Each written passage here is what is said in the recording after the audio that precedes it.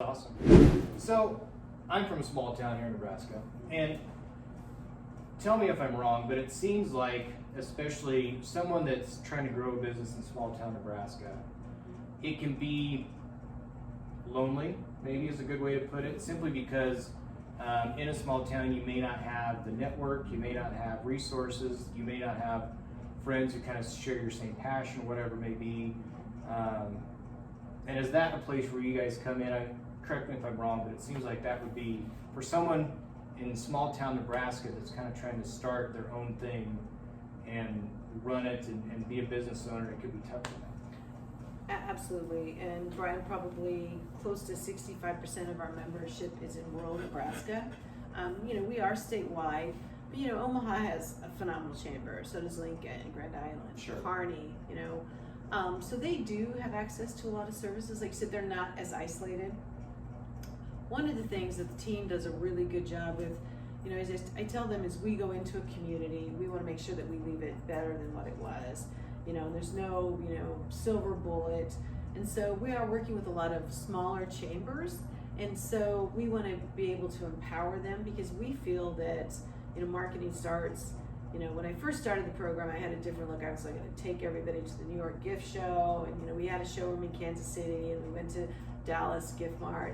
And then I was like, what, we need to start local here, because it's really sad. You go into some communities and like, oh, I, didn't know that, this was made here. And you're like, oh, so we really, because we feel like if we help the chambers, then it becomes a synergy. Because the other thing in our philosophy is Google likes all these little web connections. And so if you are a member of your chamber, that's a connection.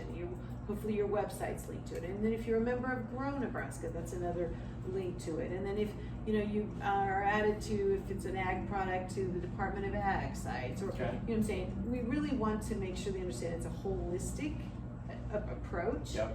And what happens, which is so exciting by having that viewpoint, one of the things that I'm always amazed, how they throw the pebble and the little ripple effect. But what is so exciting, what's happening is we're creating little entrepreneurial hotspots. Where say so, and as I tell communities, even small communities, you get one really smoking entrepreneur to start going. And a prime example is Hastings, Nebraska. So we have the pleasure to work with Andrew Vargas, who started Pacha Soap, Okay. and he was a junior at Hastings College. Okay. And, he still kind of giggles when I tell his story, but I remember him calling me and he's like, I'm, junior at Hastings College, and I want to start a soap company. And I was thinking to myself, okay, so my nieces go there. That's a wonderful college. It's, obviously it's a private institution, and bless your parents that they're letting you, kind of. And at that point, Nebraska's a really clean state. We were working with about 14 soap companies. And Okay. I'm like, okay. So I said, Andrew, I think it's great, but what's going to make you stand out? He already had that social venture model figured out. He knew what he was doing. And then he was dating his now wife, and she was into paper making, so she made his label. So we market tested him, up at the Hilltop Mall Yeah. store. Yeah.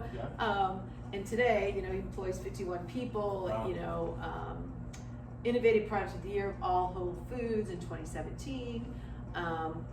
But what's so interesting about that, Brian, is Hastings would always call me. They're like, "Oh, Janell, we'd love you to put a store downtown." Well, downtown Hastings used to be not so interesting. It was like a lot of urban sprawl. The downtown and kind of just had a lot of empty storefronts.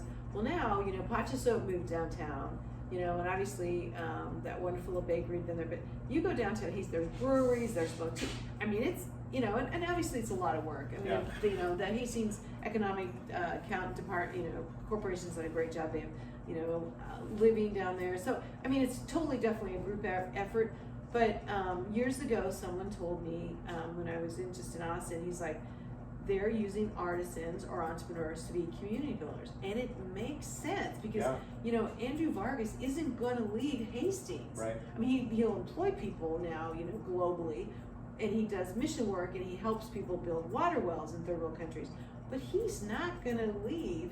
His core business will always be in Hastings, Nebraska. Yeah. And that's like the Valmonts, the Ranky Pitts.